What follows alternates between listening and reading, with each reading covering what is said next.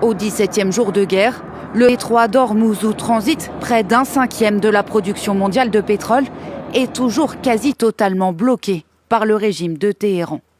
Et après avoir multiplié les appels à former une coalition pour rétablir le trafic, Donald Trump hausse le ton. Nous avons besoin, j'exige que ces pays interviennent et protègent leur propre territoire, car c'est leur territoire. C'est un endroit où ils peuvent exploiter leur énergie.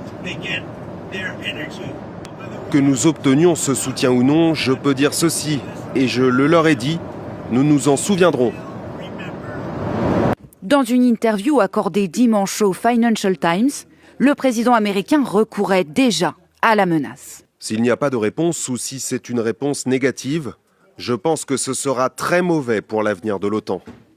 Sous pression internationale face à la flambée du prix des hydrocarbures, Donald Trump exhorte depuis plusieurs jours les pays dépendants du pétrole à former une coalition pour sécuriser le passage des cargaisons dans le détroit d'Ormuz. Plusieurs pays ont été nommés spécifiquement, dont le Japon, qui a publiquement fait part de son refus. Compte tenu de la situation actuelle en Iran, nous n'envisageons pas pour l'instant de lancer une opération de sécurité maritime. Avant tout, il est essentiel de mener des efforts diplomatiques pour apaiser la situation. La France fait elle aussi partie des pays mentionnés par le président des États-Unis. Le 9 mars dernier, dans une séquence soigneusement orchestrée, Emmanuel Macron annonçait la préparation d'une opération pour rouvrir progressivement le détroit. Une mission défensive déployée, selon le président français, lorsque les frappes auront cessé.